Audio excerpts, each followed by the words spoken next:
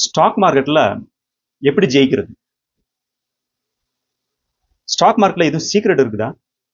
நம்ம வந்து ஸ்டாக் மார்க்கெட்டுக்கு வந்தோம் அப்படின்னா அந்த சீக்ரெட் தெரிஞ்சுக்கிட்டோம் அப்படின்னா நம்ம வந்து வின் பண்ணிடலாம். ஸ்டாக் மார்க்கெட்டை பொறுத்த வரைக்கும் சீக்ரெட்னு சொல்லி எதுவுமே கிடையாது. ஸ்டாக் மார்க்கெட்டை நம்ம வந்து எப்படி அணுகுறோம் அப்படின்ற முறையில தான் நம்ம வந்து ஜெயிக்க போறோமா இல்ல தோக்க போறோமா அப்படின்றது இருக்குது. இப்போ ஸ்டாக் மார்க்கெட்டை நம்ம வந்து லாட்ரி டிக்கெட் மாதிரி பார்த்தோம் அப்படின்னா அதுல வந்து உங்களுடைய வின்னிங் ரேட் வந்து கம்மி தான். ஏன்னா 90% வந்து ஸ்டாக் மார்க்கெட்ல லூஸ் பண்ணுவாங்க. லாட்டரி டிக்கெட்ல நம்ம என்ன பண்ணுவோம்? லாட்டரி டிக்கெட் வாங்குவோம், வந்துச்சு அப்படின்னா நல்ல ஒரு பெனிஃபிட் கிடைக்கும். அந்த மாதிரி பார்ட்டிசிபேட் பண்ணக்கூடிய நிலைமையில இருந்தோம் அப்படின்னா, அந்த ஒரு திங்கிங்ல இருந்தீங்க அப்படின்னா டே ட்ரேடிங் பண்ணுவாங்க. டே ட்ரேடிங்னா என்ன? ஒரு கம்பெனி இன்னைக்கு வாங்குறது நாளைக்கு விற்கிறது. அப்ப ஒரு கம்பெனி இன்னைக்கு வாங்கி நாளைக்கு விற்கிறீங்க அப்படின்னா எந்த பேசிஸ்ல வாங்குறீங்க, எந்த பேசிஸ்ல விற்கிறீங்க? ஏதோ ஒரு அசம்சன்ல இந்த ஸ்டாக் வந்து நாளைக்கு இந்த நியூஸ் வரப்போகுது வாங்குவோம் அப்படின்னு சொல்லி வாங்குறீங்க. இல்ல இந்த பிரைஸ் வந்து நாளைக்கு இந்த நியூஸ் வந்துச்சு அப்படின்னா இது வந்து கம்மியாகும் அப்படின்னு சொல்லி விற்கிறோம். ஸோ இது வந்து நம்மளுடைய அணுகுமுறை வந்து கரெக்டான முறையில இருந்துச்சு அப்படின்னா ஸ்டாக் மார்க்கெட்ல வின் பண்றதுக்கான வாய்ப்புகள் ரொம்ப அதிகம்.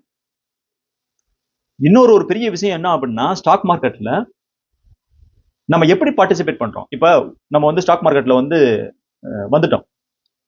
ஸ்டாக் மார்க்கெட்ல இருக்கக்கூடிய பெரிய விஷயம் என்ன அப்படின்னா நின்று விளையாடுறது. நின்று விளையாடுறதுனா என்ன? இப்ப நீங்க கிரிக்கெட் விளையாட போறீங்க. கிரிக்கெட் விளையாட போனோம் அப்படின்னா எப்படி வின் பண்ண முடியும்? நம்ம வந்து நின்று விளையாண்டாதான் வின் பண்ண முடியும். அதுவே தான் ஸ்டாக் மார்க்கெட்.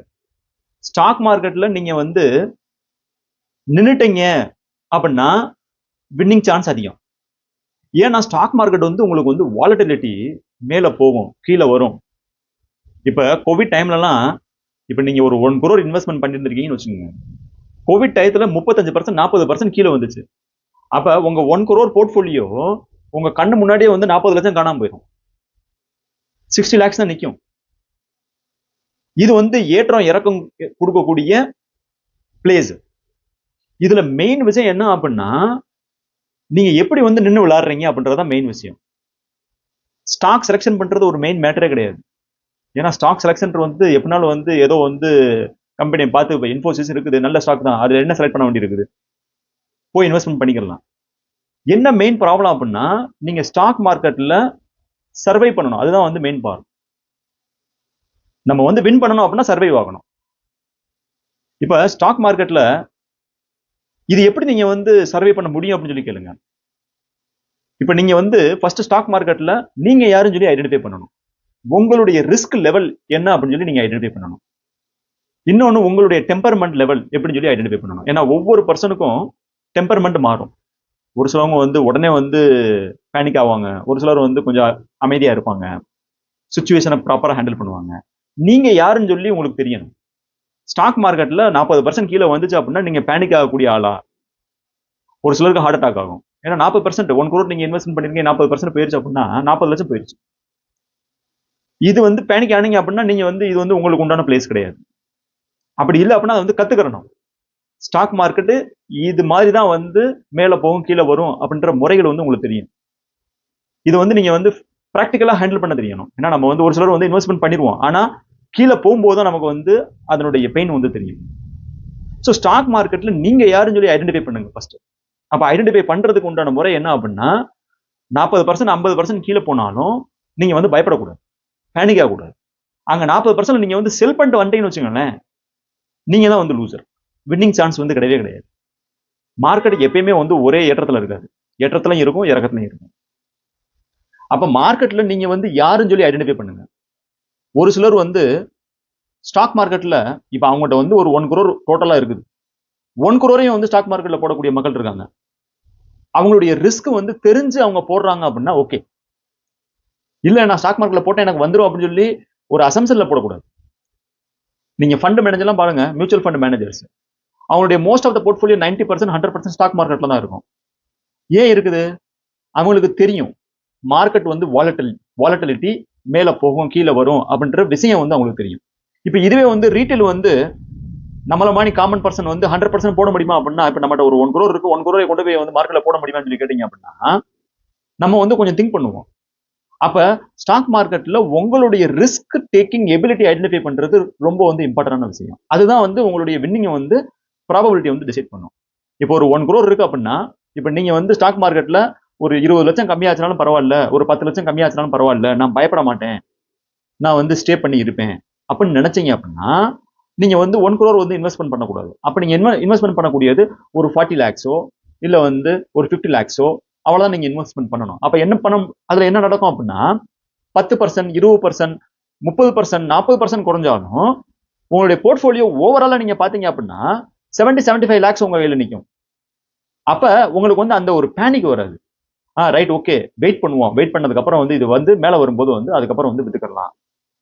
இந்த ஒரு மெச்சூரிட்டி வந்துச்சு அப்படின்னா நீங்க வந்து ஸ்டாக் மார்க்கெட்ல சர்வே பண்ண முடியும். இந்த மெச்சூரிட்டி வந்து பர்சன்ட் டு பர்சன்ட் வேரி ஆகும். ஒரு சிலர் வந்து 100% இன்வெஸ்ட்மெண்ட் பண்ணி 40% காணாம போனாலும் கோவிட் டைம்ல வந்து 40% காணாம போயிடுச்சு. அவங்களுக்கு தெரியும் இந்த மார்க்கெட் வந்து திருப்பி வந்து வர்றதுக்கு வாய்ப்புகள் அதிகம் இருக்கும். அவங்க வந்து 40% ஆனாலும் பேனிக் ஆகல. அந்த ஒரு பேனிக் எந்த லெவல்ல நீங்க பேனிக் ஆகுறீங்க அப்படின்றத ஐடென்டிஃபை பண்றதுதான் ஸ்டாக் மார்க்கெட்ல சீக்ரெட். இதை நீங்க ஐடென்டிஃபை பண்ணிட்டீங்க அப்படின்னா எவ்வளவு அமௌண்ட் இன்வெஸ்ட்மெண்ட் பண்ணலாம், எந்த அளவுக்கு நான் வந்து ஓகே அப்படின்ற மாதிரி இருந்துச்சு அப்படின்னா உங்களுடைய வின்னிங் ப்ராபபிலிட்டி ரொம்ப அதிகம்.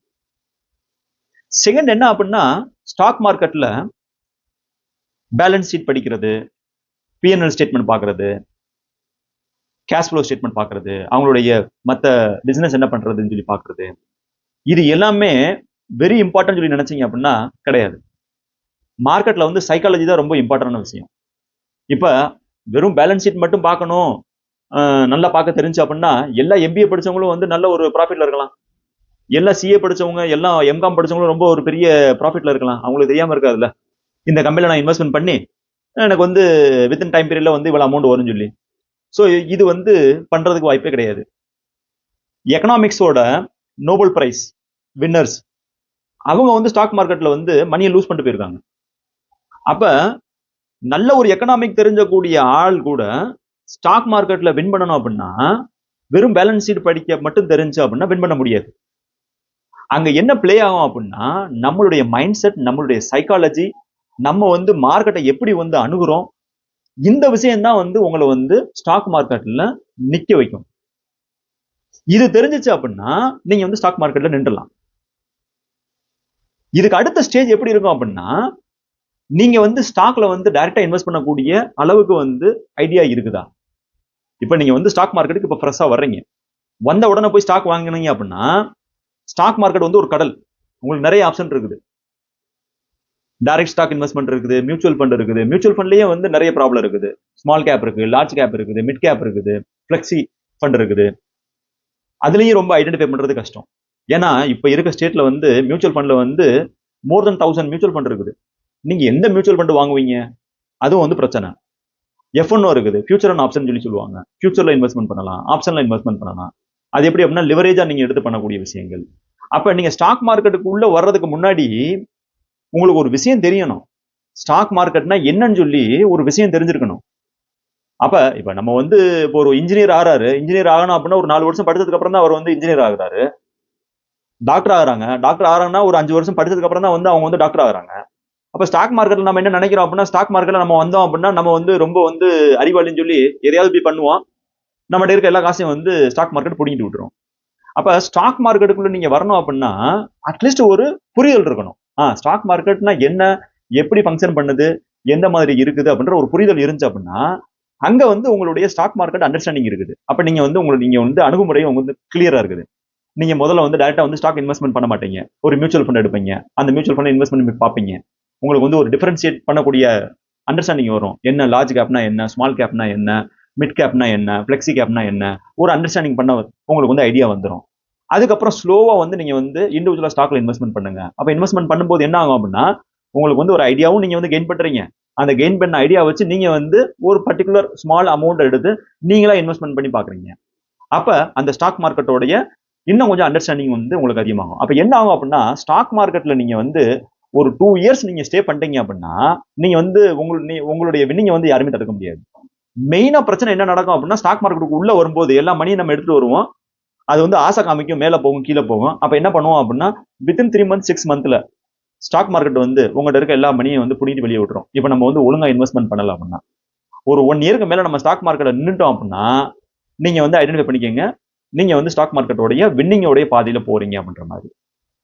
ஆக இது வந்து ஸ்டாக் மார்க்கெட்டோடைய மெயின் அண்டர்ஸ்டாண்டிங்.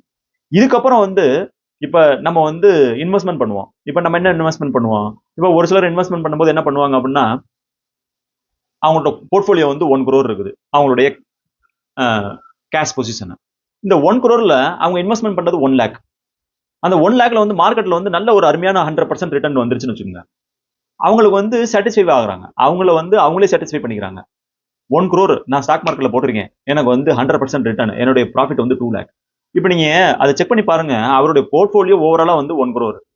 அதுல வந்து இந்த 1 லட்சம் 1 லட்சம் வந்து அதிகமா ஆடாதனால அவருடைய போர்ட்போலியோ ரொம்ப பெரிய விதமா வந்து பெருகுதான்னு சொல்லி கேட்டீங்க அப்படின்னா பெருகல. அப்ப நீங்க ஸ்டாக் மார்க்கெட்ல எவ்வளவு அமௌண்ட் இன்வெஸ்ட்மெண்ட் பண்றீங்க, இதுக்கு பேர் வந்து போர்ட்போலியோ சைசிங். 2 விதமான போர்ட்போலியோ சைஸ் இருக்குது. இது வந்து உங்களுடைய ஓவரால் கேஷ் பொசிஷன்ல எவ்வளவு போர்ட்போலியோ நீங்க வந்து இன்வெஸ்ட்மெண்ட் பண்றீங்க.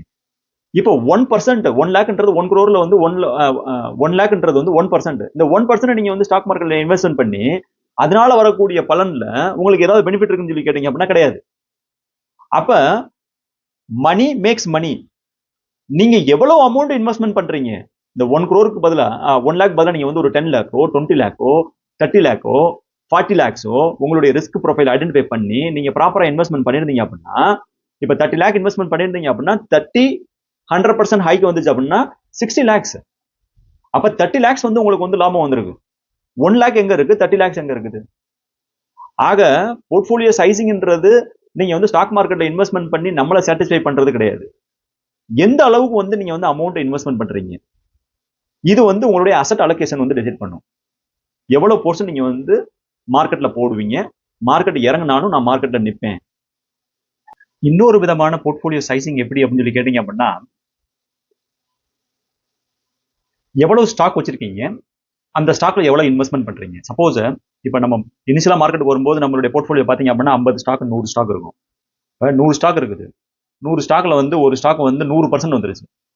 நமக்கு வந்து ரொம்ப ஹாப்பியா இருக்கும், நம்ம ஐடென்டிஃபை பண்ண ஸ்டாக் வந்து 100% வந்துருச்சு அப்படின்னு.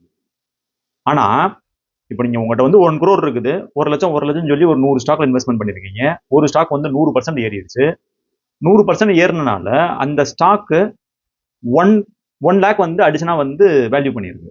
அப்ப 1 crore இந்த 1 lakhன்றது ரொம்ப பெரிய அமௌண்ட் கிடையாது. ஆனா மத்த ஸ்டாக் வாங்கியிருப்பீங்க, அதுல ஏதோ ஒரு ஸ்டாக் வந்து 50% 60% வந்து கம்மியா இருந்திருக்கும்.